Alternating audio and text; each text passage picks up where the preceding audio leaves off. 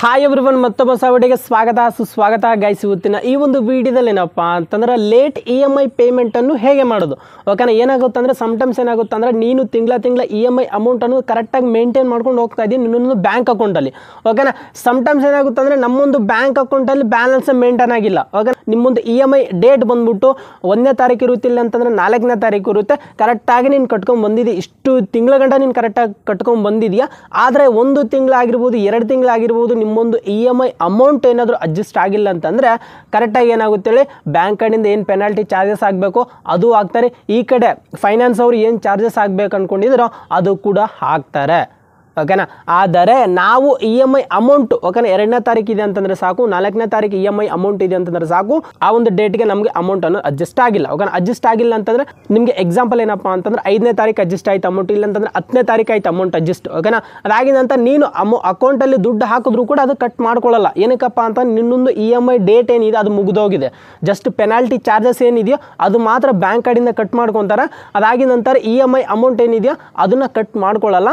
So ನೀನು EMI ಅಮೌಂಟನ್ನು online ಮುಖಾಂತರ ಪೇ ಮಾಡಬೇಕಾಗುತ್ತೆ. ಓಕೆನಾ, ಈ ಒಂದು ವಿಡಿಯೋದಲ್ಲಿ ಕಂಪ್ಲೀಟ್ಲಿ ಅದನ್ನೇ ತಿಳಿಸ್ಕೊಡ್ತೀನಿ ನಾನು. ನಿಮ್ಗೆ ಬಜಾಜ್ ಫೈನಾನ್ಸ್ ಆಗಿರ್ಬೋದು, HDB ಫೈನಾನ್ಸ್ ಆಗಿರ್ಬೋದು, ಇಲ್ಲಾಂತಂದ್ರೆ ಬೇರೆ ಒಂದು ಫೈನಾನ್ಸ್ ಆಗಿರ್ಬೋದು, ಯಾವುದೊಂದು ಫೈನಾನ್ಸ್ ಆಗಿರ್ಬೋದು. ಓಕೆನಾ, ನೀನು ಆನ್ಲೈನ್ ಮುಖಾಂತರ ಹೋಗ್ಬಿಟ್ಟು ಪೇ ಅನ್ನೋದು ಮಾಡ್ಬೋದಾಗುತ್ತೆ. ಆ್ಯಂಡ್ ಈ ಒಂದು ವಿಡಿಯೋದಲ್ಲಿ ಕಂಪ್ಲೀಟಾಗಿ ತಿಳಿಸ್ಕೊಡ್ತೀನಿ ಯಾವ ಥರ ಬಜಾಜಲ್ಲಿ ಲೇಟ್ EMI ಪೇಮೆಂಟ್ ಮಾಡೋದು, ಓಕೆನಾ HDBನಲ್ಲಿ ಲೇಟ್ EMI ಪೇಮೆಂಟ್ ಮಾಡೋದು ಅಂತ. ಓಕೆನಾ, ಎಲ್ಲನೂ ತಿಳಿಸ್ಕೊಡ್ತೀನಿ. ಆ್ಯಂಡ್ ಚಾನಲ್ಗೆ ಏನಾದರೂ ಮೊದಲನೇ ಸರ್ ಬಂದು ಈಗಲೇ ಚಾನಲ್ ಸಬ್ಸ್ಕ್ರೈಬ್ ಮಾಡ್ಕೊಂಬಿಟ್ಟು ಪಕ್ಕದಲ್ಲಿ ಒಂದು ಬೆಲ್ ಬಟನ್ ಬರುತ್ತೆ, ಒಂದ್ಸರಿ ಕ್ಲಿಕ್ ಮಾಡ್ಕೊಂಡು ಆಲ್ನ ಸೆಲೆಕ್ಟ್ ಮಾಡ್ಕೊಂಡ್ರೆ ಸಾಕು.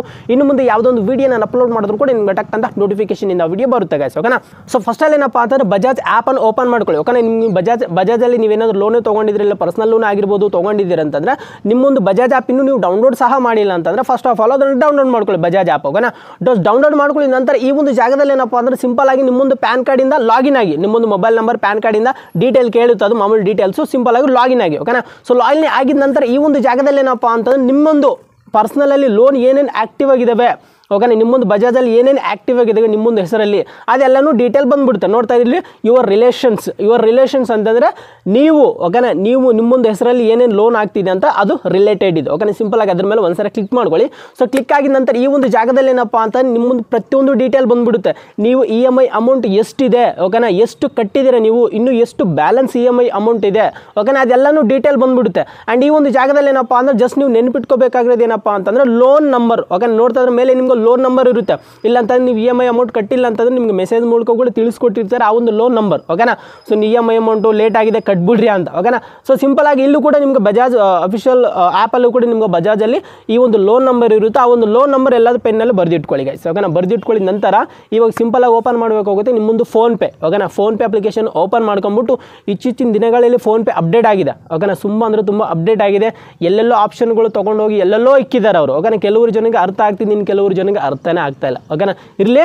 ಆದರೆ ಫೋನ್ಪೇ ಅಪ್ಲಿಕೇಶನ್ ಓಪನ್ ಮಾಡ್ಕೊಳ್ಳಿ. ನಂತರ ಈ ಒಂದು ಜಾಗದಲ್ಲಿ ನೋಡ್ತಾ ಇದ್ರೆ ನಿಮಗೆ ರೀಚಾರ್ಜ್ ಆ್ಯಂಡ್ ಬಿಲ್ ಅಂತ ಇರುತ್ತೆ. ಸಿಂಪಲ್ ಆಗಿ ಅದ್ರ ಮೇಲೆ ಒಂದ್ಸರಿ ಕ್ಲಿಕ್ ಮಾಡ್ಕೊಳ್ಳಿ. ನಂತರ ಲೋನ್ ರಿಪೇಮೆಂಟ್ ಅಂತ ಇರುತ್ತೆ. ಓಕೆನಾ, ಲೋನ್ ರಿಪೇಮೆಂಟ್ ಮೇಲೆ ನೀವು ಕ್ಲಿಕ್ ಮಾಡ್ಕೊಳ್ಳಿ. ಓಕೆನಾ, ಸೊ ಕ್ಲಿಕ್ ಆಗಿದ ನಂತರ ಈ ಒಂದು ಜಾಗದಲ್ಲಿ ಏನು ಮಾಡಬೇಕು ಗೊತ್ತಾ, ಇದು ಲೋನ್ ರಿಲೇಟೆಡ್ ಇದು. ಓಕೆನಾ, ನೀವು TVS ಆಗಿರ್ಬೋದು, HDB ಆಗಿರ್ಬೋದು, ಬಜಾಜ್ ಆಗಿರ್ಬೋದು, ನೀವು ಏನರಲ್ಲಿ ಲೋನ್ ಎತ್ಕೊಂಡಿದ್ದೀರಾ ಅದೆಲ್ಲನೂ ಅಷ್ಟೇ ನೀವು ಫೋನ್ಪೇ ಮುಖಾಂತರ ಇದ್ರ ಮುಖಾಂತರ ಹೋಗ್ಬಿಟ್ಟು ಪೇ ಮಾಡ್ಬೋದು. ಹೇಳ್ತೀನಿ ಏನಂತ. ಸಿಂಪಲ್ ಆಗಿ ಇಲ್ಲೇನಪ್ಪ ಅಂದ್ರೆ ನೀವು ಬಜಾಜಲ್ಲಿ ಲೋನ್ ಎತ್ಕೊಂಡಿದ್ದೀರಾ, ಓಕೆನಾ ಏನೋ ತೊಗೊಂಡಿರ್ಬೋದು ನೀವು. ಓಕೆನಾ, ಸೊ ಇಲ್ಲೇನಪ್ಪ ಅಂದ್ರೆ ನೀವು ಸರ್ಚ್ ಮಾಡಬೇಕಾಗುತ್ತೆ ನೀವು ಬಜಾಜ್ ಫೈನಾನ್ಸ್ ಅಂತ. ನೋಡ್ತಾರೆ ಬಜಾಜ್ ಫೈನಾನ್ಸ್ ಅಂತ ಸರ್ಚ್ ಮಾಡಿದ್ರೆ ಸಾಕು, ಬಜಾಜ್ LTD ಲಿಮಿಟೆಡ್ ಅಂತ ಬಂದ್ಬಿಡುತ್ತೆ. ಸಿಂಪಲ್ ಆಗಿ ಇದ್ರ ಮೇಲೆ ಒಂದ್ಸರಿ ಕ್ಲಿಕ್ ಮಾಡ್ಕೊಳ್ಳಿ. ನಂತರ ಆ ಒಂದು ಲೋನ್ ನಂಬರ್ ನೀವು ಬರೆದಿಟ್ಕೊಂಡಿದ್ದೀರಲ್ವ ಆ ಒಂದು ಲೋನ್ ನಂಬರ್ ಹೋಗ್ಬಿಟ್ಟು ಇಲ್ಲಿ ನೀವು ಎಂಟರ್ ಮಾಡಿ ಗೈಸ್. ಓಕೆನಾ, ಸೊ ಎಂಟರ್ ಮಾಡಿದ ಥರ ಡೈರೆಕ್ಟಾಗಿ ಏನಪ್ಪ ಅಂತಂದರೆ ಇಲ್ಲಿ ಏನಪ್ಪ ಅಂದರೆ ನೀವು ಕೆಳಗಡೆ ಕನ್ಫರ್ಮ್ ಮಾಡಿ. ಓಕೆನಾ, ಕನ್ಫರ್ಮ್ ಮಾಡಿದ ತಕ್ಷಣ ಡೈರೆಕ್ಟಾಗಿ ನಿಮ್ಮ ಹೆಸರು ಬಂದುಬಿಡುತ್ತೆ, ಹೆಸರು ಸಮೇತ ಬಂದುಬಿಡುತ್ತೆ. ನಿಮ್ಮ ಅಕಸ್ಮಾತ್ ನಂದರಲ್ಲಿ ಬರ್ತಾ ಇಲ್ಲ, ಸೊ ಏನಕ್ಕೆ ಬರ್ತಾ ಇಲ್ಲ ಅಂತಂದ್ರೆ ನಂದರಲ್ಲಿ ಯಾವುದೇ ಥರ EMI ಅಮೌಂಟ್ ಇಲ್ಲ. ಓಕೆನಾ, ಸೊ ಅದಕ್ಕೆ ನಂದರಲ್ಲಿ ಬರ್ತಾ ಇಲ್ಲ.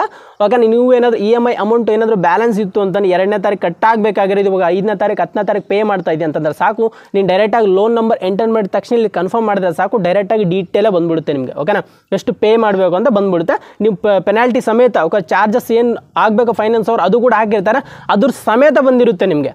ಓಕೆನಾ.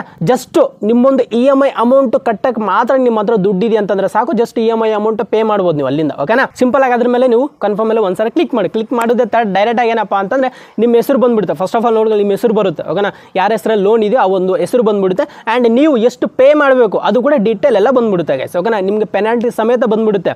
ಓಕೆನಾ. ಬ್ಯಾಂಕ್ ಅವ್ರು ಏನು ಚಾರ್ಜಸ್ ಕಟ್ ಮಾಡ್ಕೊಂಡಿದ್ದಾರೆ ಅವ್ರು ಕಟ್ ಮಾಡ್ಕೊಂಡಿರ್ತಾರೆ, ಅವ್ರು ಲೇಟ್ ಮಾಡಲ್ಲ, ಅವರು ಫಟ್ ಅಂತ ಕಟ್ ಮಾಡ್ಕೊಂಡ್ಬಿಡ್ತಾರೆ. ಬ್ಯಾಂಕಲ್ಲಿ ದುಡ್ಡು ಬಿದ್ದ ತಕ್ಷಣ ಉಡಾಯಿಸು. ಓಕೆನಾ. ಅದಾಗಿದ ನಂತರ ಇವ್ರು ಏನು ಮಾಡ್ತಾರೆ ಗೊತ್ತಾ, ಬಜಾಜ್ ಫೈನಾನ್ಸ್ ಅವ್ರು ಕಟ್ ಮಾಡ್ಕೊಳ್ಳಲ್ಲ ಥರ ಅದೇನಪ್ಪ ಅಂತಂದರೆ ನೀವು ಪೇ ಮಾಡಬೇಕಾಗುತ್ತೆ ಗೈಸ್. ಓಕೆನಾ. ಎಕ್ಸಾಂಪಲ್ ಏನಪ್ಪ ಅಂದ್ರೆ ನಿಮ್ಮೊಂದು 5,000 ನಿಮ್ಮ EMI ಅಮೌಂಟ್ ಕಟ್ಟಬೇಕು ಅಂತಂದರೆ ಸಾಕು, ಡೈರೆಕ್ಟಾಗಿ ಏನಪ್ಪ ಆದರೂ ಪೆನಾಲ್ಟಿ ಚಾರ್ಜಸ್ ಆಗ್ಬಿಟ್ಟು 6,500 ಗಂಟೆನೂ ಹಾಕಿರ್ತಾರೆ. ಓಕೆನಾ. ಈ ಥರ ಚಾರ್ಜಸ್ ಅನ್ನು ಜಾಸ್ತಿ ಹಾಕಿರ್ತಾರೆ ಅವರು. ಓಕೆನಾ. ನಮ್ಮ ಹತ್ರ ಚಾರ್ಜಸ್ ಕಟ್ಟಕ್ಕೆ ಅಮೌಂಟ್ ಇಲ್ಲ, ಜಸ್ಟ್ EMI ಅಮೌಂಟ್ ಮಾತ್ರ ನಮ್ಮ ಹತ್ರ ಇದೆ ಅಂತಂದ್ರೆ 5,500 ಅಂತಂದರೆ ಜಸ್ಟ್ ನೀವು EMI ಅಮೌಂಟ್ ಮಾತ್ರನೇ ಕಟ್ಬೋದು ನೀವು. ಓಕೆನಾ. ಜಾಸ್ತಿ ಟೆನ್ಷನ್ ತೊಗೊಳ್ಳೋ ಅವಶ್ಯಕತೆ ಇಲ್ಲ. ಅದು ಬೋನ್ಸ್ ಚಾರ್ಜಸ್ ಏನಿದೆ ನೀವು ಬೇಕಾದ್ರೆ ಲಾಸ್ಟಲ್ಲೂ ಕ್ಲಿಯರ್ ಅನ್ನೋದು ಮಾಡ್ಕೋಬೋದು. ಪ್ರೆಸೆಂಟ್ ಇವಾಗ ಏನಪ್ಪ ಅಂತಂದ್ರೆ ನೀವು EMI ಅಮೌಂಟ್ ಮಾತ್ರನೇ ಇಲ್ಲಿಂದ ಕಟ್ಬೋದು. ಓಕೆನಾ. 5,500 ನಿಮ್ದು ಏನಿದೆಯೋ ಜಸ್ಟ್ EMI ಅಮೌಂಟ್ ಎಂಟರ್ ಮಾಡ್ಕೊಳ್ಳಿ, ಸಿಂಪಲ್ ಆಗಿ ಪೇ ಮಾಡ್ಬೋದು. ನಿಮ್ಮೊಂದು UPI ನಂಬರ್ ಹಾಕೊಳ್ಳಿ, ಅಷ್ಟೇ EMI ಅಮೌಂಟ್ ಅನ್ನೋದು ಪೇ ಅನ್ನೋದು ಆಗೋಗುತ್ತೆ ಗೈಸ್. ಓಕೆನಾ. ಮತ್ತು ಸಿಂಪಲ್ ಆಗಿದ್ರ ಮುಖಾಂತರ ಲೇಟ್ EMI ಪೇಮೆಂಟ್ ಅನ್ನೋದು ಮಾಡ್ಬೋದು. ಬಜಾಜಲ್ಲಿ ಆಗಿರ್ಬೋದು, ಇಲ್ಲಾಂತ ಯಾವುದೊಂದು ಫೈನಾನ್ಸಲ್ಲಿ ಆಗಿರ್ಬೋದು ಗುರು. ಓಕೆನಾ. ಸ್ಪೆಷಲಿ ಬಜಾಜಲ್ಲಿ ನಾನು ತಿಳಿಸ್ಕೊಡ್ತೀನಿ ಯಾವ ಥರ ಲೇಟ್ EMI ಪೇಮೆಂಟ್ ಅನ್ನೋದು ಮಾಡೋದು ಅಂತ. ಆ್ಯಂಡ್ ಬೇರೆದ್ರಲ್ಲೂ ಕೂಡ ಸೇಮ್ ಪ್ರಾಸೆಸಿಂಗೆ.